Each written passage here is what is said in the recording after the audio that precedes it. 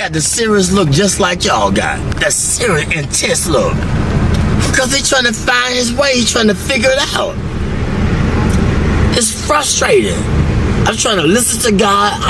I got my own flesh and my pulling me here, my own desires, my family, my friends, all these things is distracting me from the truth, and it's difficult to give in, especially when you're young, man.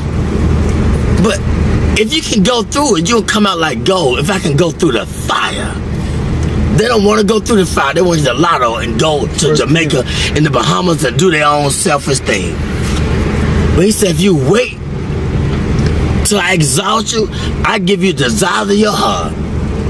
But it's difficult to wait because everybody in a hurry. Technology, it's fast. It's in a hurry. They're angry. They're frustrated. They ain't got time. They're on the cell phone. They want to text message you. Y'all in the same car. You going to text message him. He right there. You know what I'm saying? Everybody in a hurry. I don't know where they going, but when they get there, oh, they gonna be sorry. The faster you try to get there, that career, that money, and you gonna figure it out that, man, it was the journey. It was not the destination. You was in a hurry to get there, to come up, to be this, to be that. And when you get there, you gonna feel discouraged more than you did before you even started to get there. Cause it was the journey, the people that you didn't stop to talk to like me at checkout. The people at the gas station. You was in a hurry to get there, but it was the journey. It was the gas station. It's Checkers. It's the journey, not the destination. Cause the destination is steadily evolving. We always growing in wisdom and knowledge and understanding. It's always evolving. And we can never obtain it because it's steadily, constantly evolving. The more humble you be, then the more you can be fulfilled with the truth. But when you think you got it and you on your way, then you're going to get less of it because can't nobody talk to you. You can't stop. You're in a hurry. It's a difficult thing, but you got it. I see the intensity. Especially being with him. He ain't nothing to play with. Then he talking to me, and you seeing it, you like, wow. You already amazed at his skill and what your relationship, but he's showing you the journey. That's very important, amen. He's showing you how to relate, connect to the people. I would say this, it's a man with pushing a basket. This man right here, they brilliant now. Don't look at the outside appearance. I've seen him in action. He was pushing a basket, and I was under the bridge, and I was talking to everybody except him. He was the last person I talked to. He said, why didn't you talk to me first? He said, I should have talked. He said, don't you ever pass by a man pushing a basket and don't acknowledge them. I'll never do it in my life again. I talk to the person pushing that basket, how's your day? How you doing? I talk to the homeless people because they say be careful how you entertain strangers. And most people that came off the street and they got their career together, they won't even let you know that they've been through it. They try to act brand new. It's a testimony. What you go through, it's for us to inspire somebody else. It's for me to pull the weak ones up. It's for you to pull the weak ones up. We don't go through this because of our own selfish reasons. We go through this to give them a testimony of how far God has brought me. It was never about me. I thought about me. Why I'm going through this. He said, back up, man. Who you going to inspire? Who you going to tell somebody about the glory, the grace of God if you don't go through it? Get out of yourself. And once I step back, I be seeing the deep things of God. And so I don't play with him. I don't ask him for a lot. I just say, give me my portion for the day. I don't want a lot of things. Just give me enough that I can deal with. He said, I give you, but fulfill your bond greater than you can ever ask. I know what you desire. I know what you need. But Lord, give me my portion where I can be grateful. where I can be thankful. They unthankful, they unholy, they ungrateful, they got a job, they don't want the job, they got 40 hours, you can't work on Saturdays, you can't work on Sundays, now you got 3 days, they always complaining and griping and murmuring. Stop it. He said be grateful with the little things. And wait, and I put you there. But he gonna put us in a place where they appreciate me in the job. I don't hate going to work. I gotta watch my back. They backstabbers. You making the money, but I can't go to the job because I gotta watch my back. They haters. Put me somewhere where I love going to work. I can get up and they appreciate my work and I blend in. God say, I'm gonna put you there, but if you wanna get it, go ahead and get it. What do you think about haters?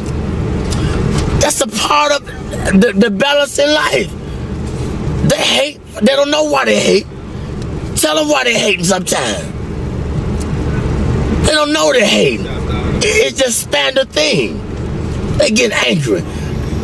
He taught. Every way when he taught them. They hate. They don't even know why. Because they're not about to teach them. They're not about to take time to let them know why they're doing things they're doing. And that's the whole purpose of life. Let them know what they're doing wrong if you see it. I always knew I was doing wrong. What about when they showed me long suffering? What about when they forgave me, but I can't forgive him? He made a promise. I made a promise. I didn't fulfill it. They didn't go off on me. Well, I got to go off on him because he didn't fulfill his commitment. That's wrong. You got to teach. They don't know. The only God they know is through you, through your experience. They don't know about church because you can't go to church because it's a business. And all the church people, it's a clique, it's a club. And they done forgot about God, it's a business. Look here, it's just the world. Ain't nobody being bold and talking about God because don't pray in school, take the prayer out of school, all these things, it's the world. We're getting in a time where God is not popular no more. And if you talk about it, I don't believe in Jesus. I don't believe in God. I believe in this. I don't care what you believe in. Let my spirit speak for me. Let my action. But it was a time when I was just a hearer and not a doer. But it got to balance out. You got to go through the fire in order to be a doer too. You're going to be a hearer, then you're going to be a doer. But don't let people throw you off your journey. You can't beat nothing. It's between your relationship with God. They can't understand you all the time because you're trying to figure out your way. I'm trying to figure out my way. I can't prove nothing to them all the time. I don't need them to figure me out. All I got to do is just be patient and do what was in my ability, my boundaries. I don't need to outstep my boundaries. I ain't got to prove nothing to you. You didn't feel me? No, you can't gonna feel me. I can't put the expectation on you. I don't always feel me, understand me. So that's wrong. Be humble. Acknowledge him in all your ways. When I do wrong, I said something wrong to offend you, forgive me. I gotta say it right away, get it over with. If I offend somebody at work, look, if they persecute me, look at God trying to strengthen me to show them who I serve. I say I believe, I'm walking with it. Well, teach them. They don't know. They don't know why they're doing that to me. Let your light shine among men. They might glorify your Father in heaven. It's real, man. I experience it all the time, 24/7. But I asked for it. I wanted to be a preacher when I was 6, but I didn't know the price I had to pay. Much wisdom, much grief, much sorrow. Ain't no other way you gonna get it. But if you can just go through the fire, you'll be like gold.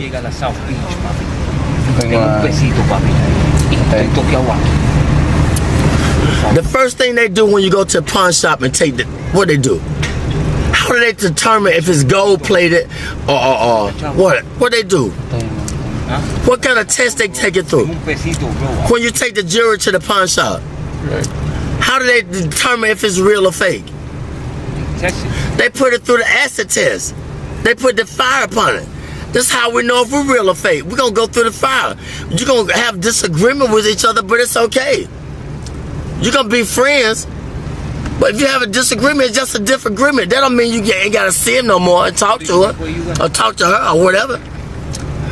I want to go to work. I don't want to go to work because they stressing me out on the job. You feel me? They ain't receiving me with my full potential. And I don't know why I don't want to go to work. I got to understand why. Why I don't want the job? Because something ain't right. And I got to acknowledge it. I ain't going to sell my soul for the job. God said, I'm trying to put you over here, or I'm trying to let them know through you, let your light shine. But I'm hating on them because they ain't feeling me. They don't understand me. Hey, man, you got to teach them. You see how they flee? Yeah. They want $1, want a quarter. He could have got everything that he needed if he just would have been patient, but it's okay. You recording this? Yeah. It's okay. I'm telling the truth. It's all right. I thank God for you. Y'all are blessings to me. A true blessing. I ain't got nothing to hide. My burdens are heavy, but when I'm weak, he's strong through me. He speaks through me. The weaker I get, the more frustrated I get with my life, and I did this, I did that, then the more he speaks through me, the more he takes control of me. That's just where he wants you at. Get frustrated. That's when he gonna speak through you. But he gotta get you in that point where ain't nowhere else to go but to him. He said, those that I love, I correct them. I chastise them. When you go to jail, it's called the Department of Correction, Rehabilitation. But we get mad at the correction. He said, if I didn't love you, I would correct you. He could have took our life. Amen? Man. He could take the life. But he corrected me. I just thank God for y'all. I see it in your eyes, but this was Solomon asked. Solomon was the wisest man that lived. He had everything that man could desire. But one thing God said, leave the fiery women alone. But he couldn't understand why he had a desire for the foreign women. But see, the Lord knew that they were going to turn his heart against him. They were going to make him idol worship and build a God. But he didn't understand it. And I'm going to say this, the preacher, he searched the world out. He said, I want to know the basis behind wisdom and knowledge and understanding and foolishness. See, you can't know wisdom and knowledge and should be a fool, but we don't want to be foolish. That's the only way you're going to get it. You got to be a fool first. How you going to know a fool when you see a fool? How you going to know foolishness if you haven't been foolish? Foolishness, it comes with, it's painful. Because we think we all of that. We got a lot of abilities. We can create. We can send man to the moon. We can be inventors, but we're limited. If I understand that I'm limited, then that's when God takes control and gives me the wisdom that I desire. Humility. Be humble. If you don't understand your purpose, ask God. But ask him in sincerity. What's my purpose, God? Did you ever ask that question? What's my purpose? Why I'm here? What am I meant to do?